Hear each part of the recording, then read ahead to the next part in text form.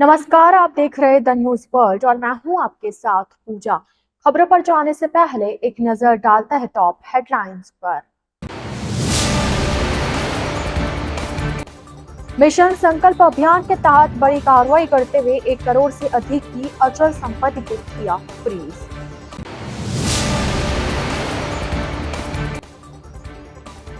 अवैध spa centre पर police ने दबिश देते हुए विदेश की 9 युवतियों को किया गिरफ्तार।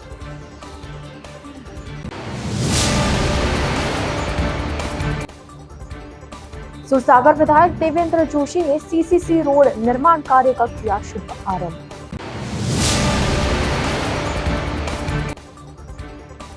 मैं खेलेगा क्रिकेट प्रतियोगिता में 900 से ज्यादा युवा क्रिकेटर दिखाएंगे अपनी प्रतिभा। तो यह थी हेडलाइंस और अब खबरें डिटेल से।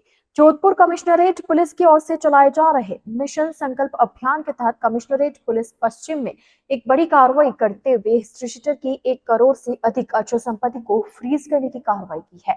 साथ ही 3 बैंक अकाउंट को भी सीज किया है। डीसीपी पश्चिम राष्ट्रीय राज वर्मा ने बताया कि मिशन संकल्प के तहत मादक पदार्थ तस्करी के खिलाफ लगातार कार्रवाई की जा रही है। इसी कड़ी में लूनी निवासी दिनेश उर्फ कालू बिश्नोई जो हिस्ट्री शीटर है और बड़ा तस्कर है, इसके विरुद्ध अलग अलग थानों में 8 एनडीपीएस सहित कुल 11 मुकदमे दर्ज है।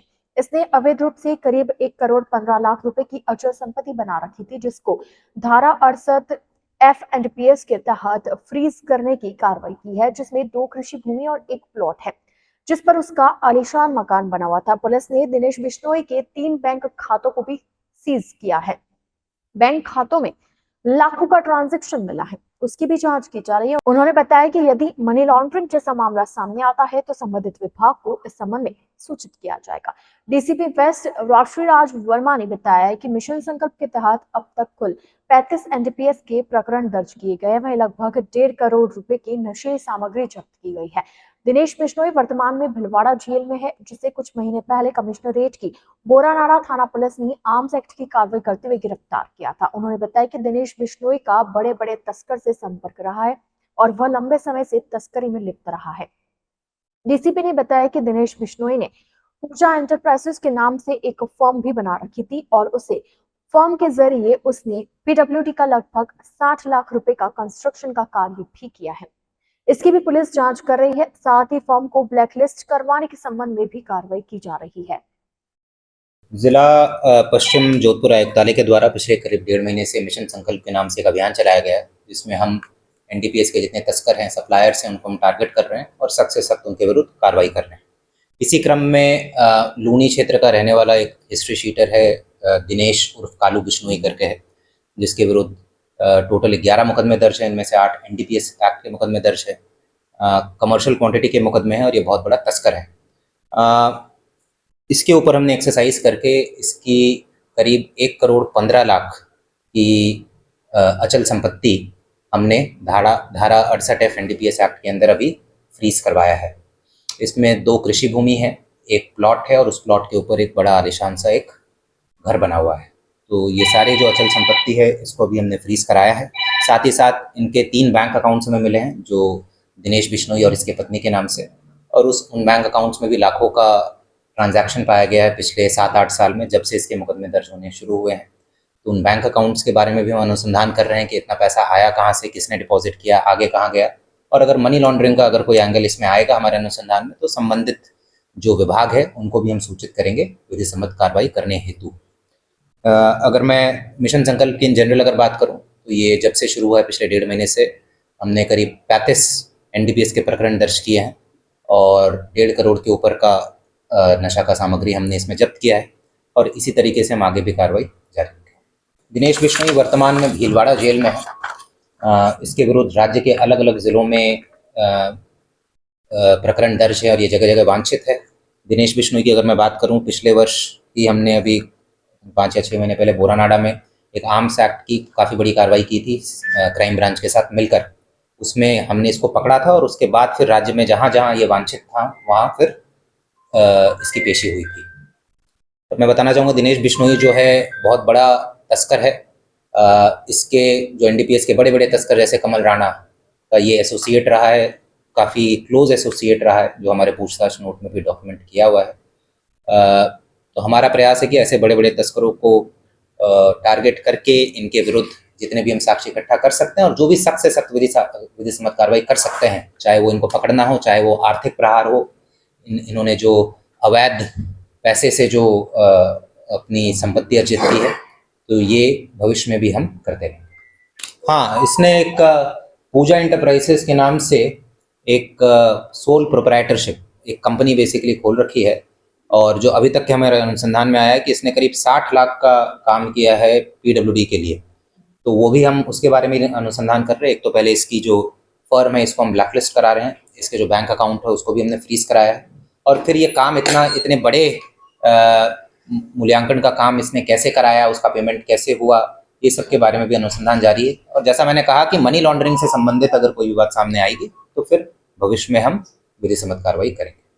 जोधपुर में स्पा सेंटर की आड़ में कई जगह पर अनैतिक गतिविधियां भी की जा रही है। पूर्व में भी कई कार्रवाई इसको लेकर की गई है, इसके बावजूद इस तरह की गतिविधियां थम नहीं रही है। इसी को लेकर जोधपुर के सरदारपुरा थाना पुलिस की ओर से वन मोर स्पा पर कार्रवाई की गई। यहाँ पर पुलिस ने स्पा सेंटर पर दबिश दी, जहां 12 युवतियों और 5 युवक मिले। इन सभी को पीएनएस की धारा 170/126 में गिरफ्तार किया गया। इनमें से गिरफ्तार 9 युवतियां थाईलैंड की है। टीम ने एसीपी छवि शर्मा के नेतृत्व में नवी रोड पर संचालित अवैध स्पा सेंटर वन मोर पर अवैध गतिविधियों की सूचना पर दबिश दी। यहाँ पर विदेश की 9 युवतियां मिली जो थाईलैंड की रहने वाली थी। इन युवतियों के सी फॉर्म भी नहीं भरवाए गए थे। इसके चलते सीआईडी जोन जोधपुर को सूचना दी गई। मामला विदेशी नागरिकों से संबंधित होने के चलते विदेशी अधिनियम 1946 का उल्लंघन करने को लेकर भी मामला दर्ज किया गया है। इसके अलावा 3 भारतीय युवतियां सहित कुल 17 आरोपियों को गिरफ्तार किया गया। पुलिस ने इसको लेकर अनिल कुमार रजिस्ट्रेशन व सी फॉर्म तथा विदेशी पंजीयन अधिकारी जोधपुर शहर को सूचित किए बिना विदेशी नागरिकों को अपने गेस्ट हाउस में अवैध रूप से ठहराने को लेकर मामला दर्ज किया है। जोधपुर की ओसिया थाना पुलिस ने मादक पदार्थ की तस्करी के मामले में आरोपी सप्लायर को गिरफ्तार किया। आरोपी ग्रामीण क्षेत्र में लोकल नेटवर्क के जरिए मादक पदार्थ की सप्लाई किया करता था। फिलहाल पुलिस उससे मादक पदार्थ तस्करी के संबंध में पूछताछ कर रही है। पुलिस ने मामले में आरोपी राजोराम पुत्र जालाराम निवासी डाबरे को गिरफ्तार किया। आरोपी पिछले 8 महीने से फरार चल रहा था। पुलिस से बचने के लिए आरोपी अलग अलग जगहों पर फरारी काट रहा था। ओसिया थाना पुलिस ने खेतासर के पास एक व्यक्ति के घर से अवैध डोडा पोस्ट बरामद किया था। इसको लेकर एनडीपीएस एक्ट के तहत मामला दर्ज कर पुलिस ने आरोपी बिदड़ा राम पुत्र नारायण राम प्रजापत को गिरफ्तार किया। पूछताछ में आरोपी ने बताया कि उसने डोडा पोस्ट राजूराम बिश्नोई से खरीदा था। इस पर टीम ने राजूराम की तलाश में अलग अलग जगह पर दबिश दी, लेकिन आरोपी फरार हो गया। जोधपुर के सुरसागर विधानसभा क्षेत्र में विकास कार्य गति पकड़ते हुए नजर आ रहे हैं। बुधवार को सुरसागर विधायक देवेंद्र जोशी ने प्रतापनगर मंडल में केशव परिसर से गुरु का तालाब मार्ग तक सीसी सड़क का निर्माण कार्य का शुभारंभ किया।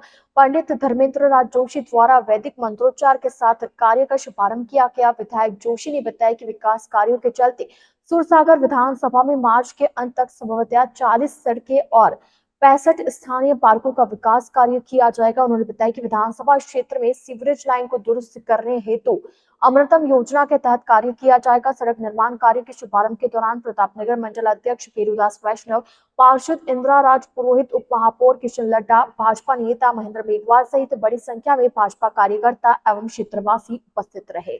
जिंदाबाद जिंदाबाद शर्मा जिंदाबाद जिंदाबाद जिंदाबाद नरेंद्र मोदी जिंदाबाद जिंदाबाद जिंदाबाद। सुरसागर विधानसभा में पिछले लगातार 2 महीनों से विकास कार्यों के शिलान्यास का सिलसिला चला है।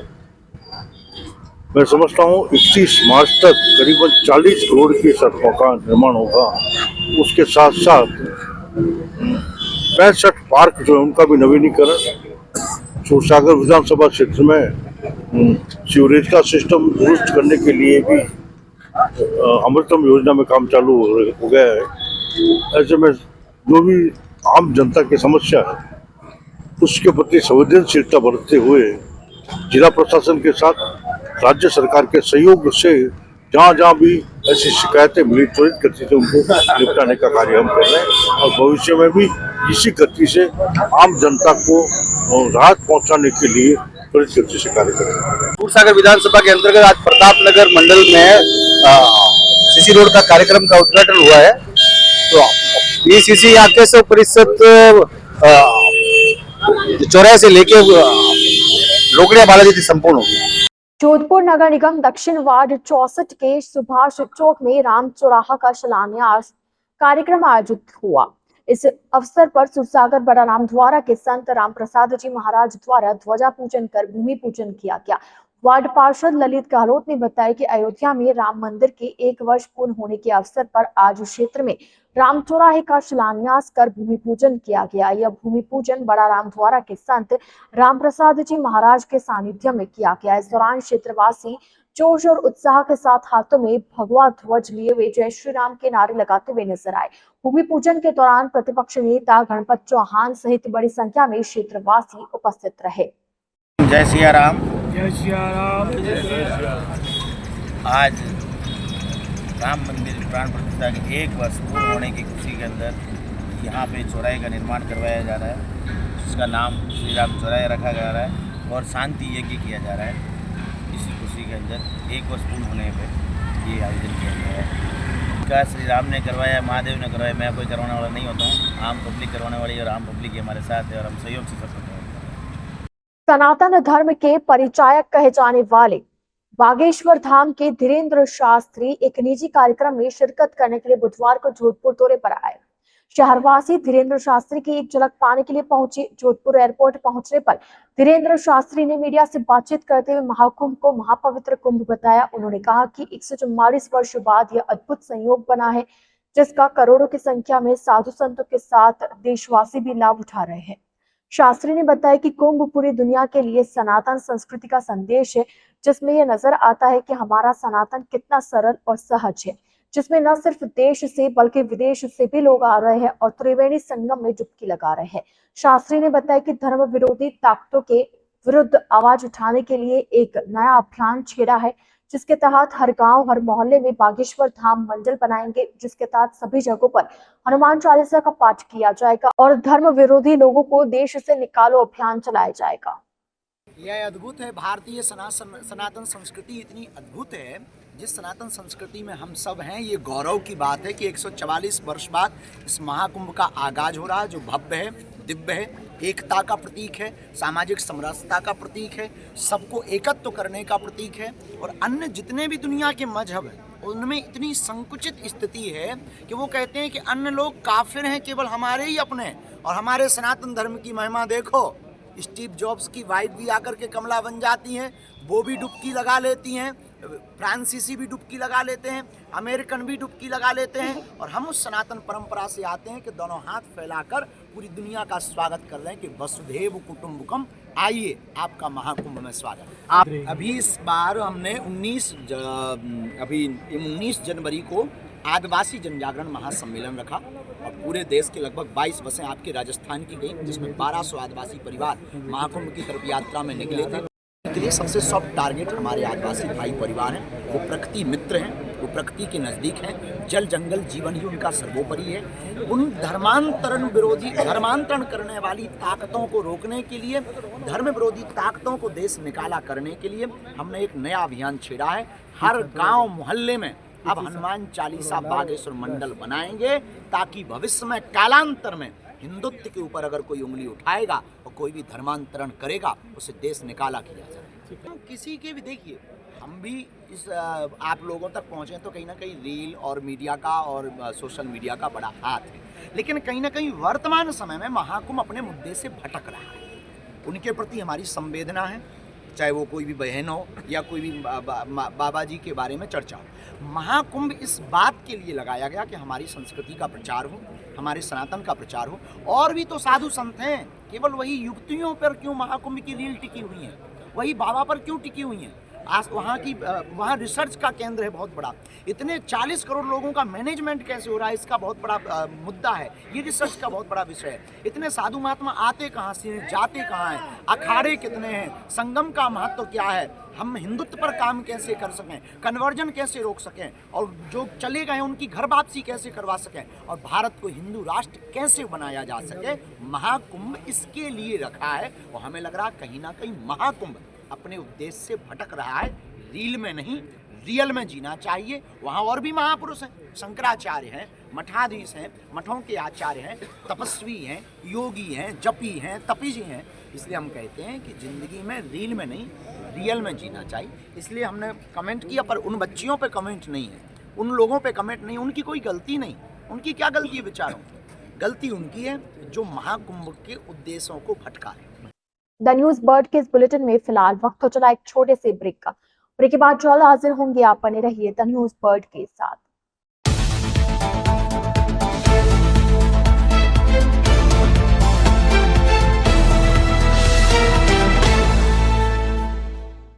ब्रेक के बाद आपका स्वागत है।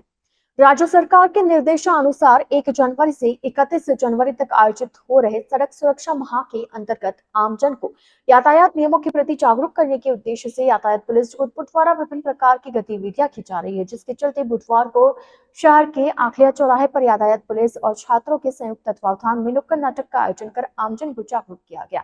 यातायात पुलिस के दुर्गाराम ने बताया कि सड़क सुरक्षा माह के तहत विभिन्न प्रकार की जागरूकता गतिविधियां आयोजित की जा रही है और आमजन को यातायात के नियमों के प्रति जागरूक किया जा रहा है, जिसका उद्देश्य यही है कि सड़क दुर्घटनाओं में कमी आए, लापरवाही के चलते किसी को जान न देनी पड़े और यातायात के नियमों की अवहेलना ना हो। उन्होंने बताया कि इस दौरान स्वयंसेवी संस्थाओं, एनजीओ और समाज सेवियों का भी सहयोग मिल रहा है। एसीपी रविंद्र बोत्रा ने बताया कि आमजन को साइबर फ्रॉड के प्रति भी जागरूक रहना चाहिए। इसके लिए आवश्यक है कि किसी भी प्रकार के बहकावे में या लालच में न आए। साथ ही यदि सड़क पर किसी दुर्घटना में घायल व्यक्ति को देखते हैं तो एक सजग नागरिक होने के नजदीकी अस्पताल ले जाना चाहिए, जिससे उसकी जान बचाई जा सके। अरे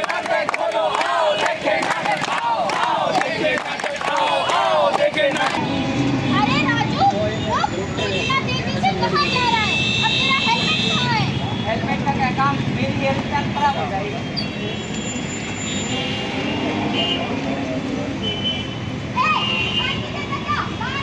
बदतमीज, बेगैरत, एक तो गाड़ी तेज चलाते हैं, ऊपर से कमाल लड़ाते हैं। सुरक्षा जीवन रक्षा। धन्यवाद। जनवरी माह में पूरे महीने राष्ट्रीय सड़क सुरक्षा माह चलाया जा रहा है, जिसमें सभी एजेंसियां मिलकर शिक्षा विभाग, परिवहन, ट्रैफिक, यातायात, थाने, PWD, जो भी रोड एक्सीडेंट से संबंधित एजेंसी हैं, उन सभी में अवेयरनेस जागरूकता प्रोग्राम चलाए जा रहे हैं। प्लस रोड ठीक करने के, कट ठीक करने के, मतलब सब एजेंसी अलग अलग प्रोग्राम है। उसी संदर्भ में आज हमारे भी पब्लिक को जागरूक करने के लिए, दुर्घटनाएं रोकने के लिए हेलमेट, सीट बेल्ट या इस तरह की जो भी नियमों का पालन करने के लिए नुक्कड़ नाटक का आयोजन किया गया। श्रीमान सीपी साहब के निर्देशानुसार जो ये प्रोग्राम नुक्कड़ नाटक और ट्रैफिक अवेयरनेस और साइबर सेल के जो प्रोग्राम आयोजित किए जा रहे हैं, उसी क्रम में सब एक ही बात मैं कहना चाहता हूँ कि साइबर से फ्रॉड जो भी है, यदि लालच नहीं होगा तो साइबर फ्रॉड नहीं हो सकता है। इसलिए ग्रीडनेस से बचें। और दूसरी बात मैं ये कहना चाहता हूँ, कोई भी एक्सीडेंट होता है तो एक्सीडेंट को इसको आप बोझ मत समझें। किसी के साथ एक्सीडेंट होता है तो आप उसको हॉस्पिटल लेके जाओ, आपसे किसी प्रकार की एक्स्ट्रा पूछताछ नहीं की जाएगी। इसमें आपको 5,000 रुपये और पारितोषिक वितरण का गवर्नमेंट की तरफ से प्रावधान है और इसकी अब लिमिटेशन भी 10,000 रुपये तक कर दी गई है।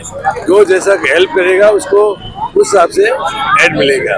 तो ये एक सामाजिक कार्य है, इसमें बढ़ चढ़ के भाग लेना चाहिए। किसी प्रकार के पुलिस कार्रवाई, दूसरों के डिस्टर्बेंस होगा, ऐसा नहीं मानना चाहिए। एक्सीडेंट केस में आपके द्वारा यदि कम समय में यदि हॉस्पिटल ले जाया जाता है तो उसकी जान बच सकती है, नहीं तो एक्सीडेंट ब्लड के कारण उसकी जान भी जा सकती है। Thank you. सड़क सुरक्षा सप्ताह का आयोजन किया गया है। सड़क की सुरक्षा के लिए केवल ट्रैफिक पुलिस की जवाबदारी नहीं है, हम सभी की जवाबदारी है। इसी उद्देश्य से मेडिकल कॉलेज के छात्रों द्वारा एक नुक्कड़ नाटक करके सड़क के सुरक्षा में विभिन्न नियमों का, जैसे हेलमेट पहनना, चलते समय मोबाइल पे बात नहीं करना, शराब पी के वाहन नहीं चलाने के उद्देश्य से एक नुक्कड़ नाटक का आयोजन करके जन जागृति की गई है। अगर हमारे इस उद्देश्य से अगर एक भी जान बचती तो ये बहुत बड़ी उपलब्धि है। और हम सभी का, आप सभी से अनुरोध है कि अगर सड़क पे जब भी चलें तो सड़क सुरक्षा के सर्वस्त नियमों का पालन करते हुए अपनी भी जान को सुरक्षित रखें और दूसरों की जान को भी सुरक्षित रखें। मेरा नाम बिंदु टांक है। मैं doctor S N medical college में पुस्तकालय अध्यक्ष पद पर अपना कार्य कर रही हूँ। ये आप जो हमारे सामने देख रहे हैं, ये हमारे मेडिकल कॉलेज के छात्र हैं। अभी 1 महीने का जो सप्ताह चल रहा है, सुरक्षा अभियान चल रहा है, रोड सुरक्षा अभियान, उसके तहत हमारे बच्चों ने एक योगदान देने की कोशिश करिए। आए दिन जो हम लोग देख रहे हैं, जो एक्सीडेंट्स हो रहे हैं, गर्ल्स और बॉयज को लगता है कि हम स्पीड से गाड़ी चला रहे हैं और किसी को पता नहीं चलेगा। ये उनकी गलत फहमी है। अभी जो नॉर्म्स अपने जो नॉर्म्स बने हैं उसके अकॉर्डिंग आपके घर पे ऑटोमेटिक आपका चालान पहुंच जाता है। और स्पीड से चलाते हैं, उनको लगता है कि हमने अपने बाल बना रखे हैं, हमारा हेयर स्टाइल खराब हो जाएगा। उन्होंने नहीं पता है कि उनके पेरेंट्स ने उनको कितना मुश्किलों से बड़ा किया है और वो अपनी जान को खो सकते हैं। इसी अवेयरनेस के साथ में हमसे कहा गया और हमारे बच्चों ने मेहनत करी और हम आप लोगों से भी रिक्वेस्ट करेंगे कि आप लोग सीट बेल्ट एंड हेलमेट का यूज करें। माननीय राजसा जयपुर के निर्देशानुसार दिनांक 8 मार्च 2025 को आयोजित होने वाली राष्ट्रीय लोक अदालत की पूर्व तैयारियों के संबंध में जिला विधिक सेवा प्राधिकरण जोधपुर जिला के अध्यक्ष विक्रांत गुप्ता, जिला एवं सत्र न्यायाधीश जोधपुर जिला की अध्यक्षता में जोधपुर जिले के अधीनस्थ न्यायालयों में पदस्थापित समस्त पीठासीन न्यायिक अधिकारीगण के साथ वर्चुअली वीडियो कॉन्फ्रेंसिंग के माध्यम से बैठक आयोजित की गई। न्यायाधीश गुप्ता ने सभी न्यायिक अधिकारीगण को न्यायालयों में लंबित 5 वर्ष व 10 वर्ष व उससे अधिक पुराने लंबित प्रकरणों को प्राथमिकता से मामले की सुनवाई कर उनका निस्तारण के दौरान उनके निर्णयों की गुणवत्ता के संबंध से निर्देश प्रदान किए गए। डॉक्टर सर्वपल्ली राधाकृष्णन राजस्थान आयुर्वेद विश्वविद्यालय जोधपुर के कुलपति प्रोफेसर वेद प्रदीप कुमार प्रजापति की प्रेरणा से संगठक university college of homeopathy Jodhpur के विशेषज्ञ शिक्षक चिकित्सकों की टीम द्वारा श्री शिवराम नथुजी टाकराज के उच्च माध्यमिक विद्यालय जोधपुर में कक्षा 6 से 12वीं तक के विद्यार्थियों के लिए निःशुल्क होम्योपैथिक चिकित्सा शिविर आयोजित किया गया। होम्योपैथी चिकित्सालय अधीक्षक डॉक्टर गौरव नागर एवं शिविर प्रभारी डॉक्टर राजेश कुमार कुमावत ने बताया कि होम्योपैथी विशेषज्ञ डॉक्टर अंकिता आचार्य, डॉक्टर राकेश कुमार मीणा एवं तृतीय वर्ष छात्रा मोहन लाल व छगन राम ने अपनी सेवाएं दी। इस शिविर में 62 विद्यार्थियों एवं शिक्षकों को निःशुल्क होम्योपैथिक औषधियां देकर लाभान्वित किया गया। शिविर में मौसमी बीमारियों, खांसी, जुकाम, बुखार, गले एवं कान में दर्द जैसे बीमारियों की जानकारी एवं दवाइयां देकर लाभान्वित किया गया।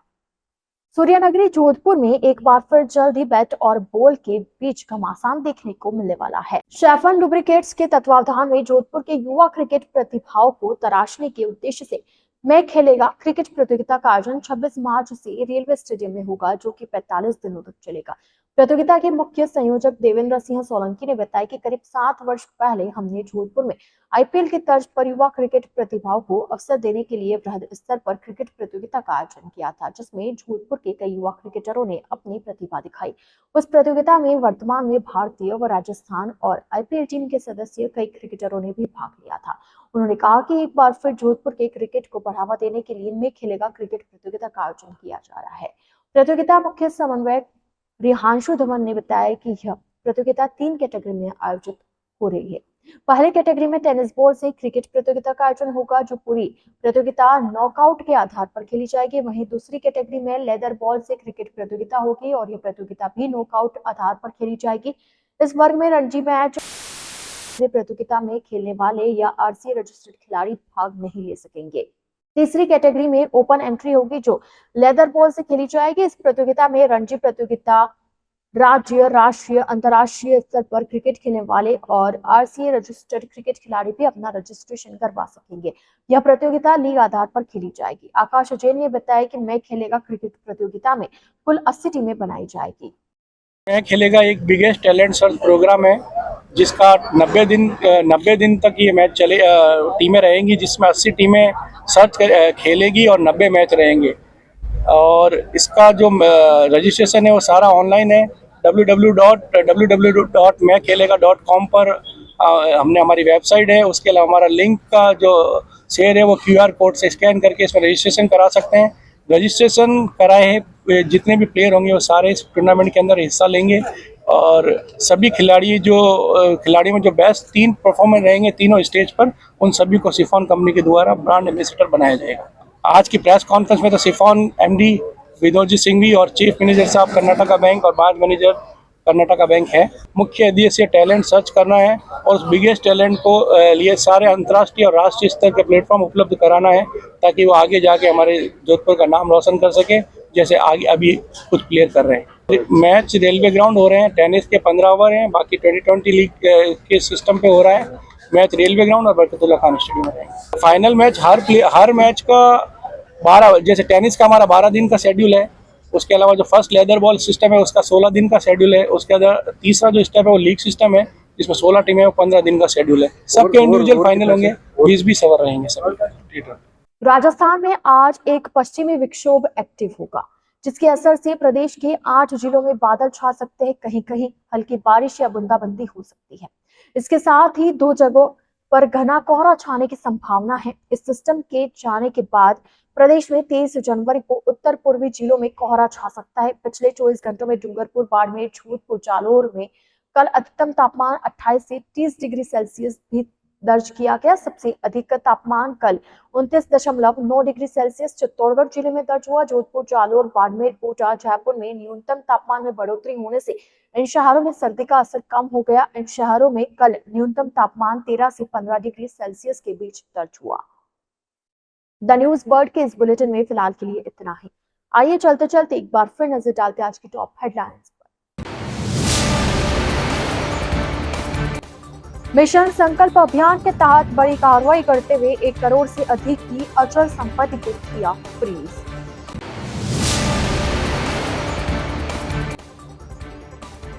अवैध स्पा सेंटर पर पुलिस ने दबिश देते हुए विदेश की 9 युवतियों को किया गिरफ्तार।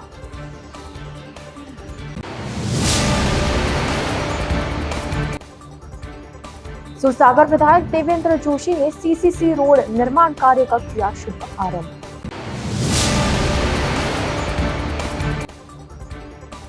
मैं खेलेगा क्रिकेट प्रतियोगिता में 900 से ज्यादा युवा क्रिकेटर दिखाएंगे अपनी प्रतिभा। तो अब दीजिए इजाजत पूजा को और आप इसी तरह बने रहिए द न्यूज बर्ड के साथ। नमस्कार।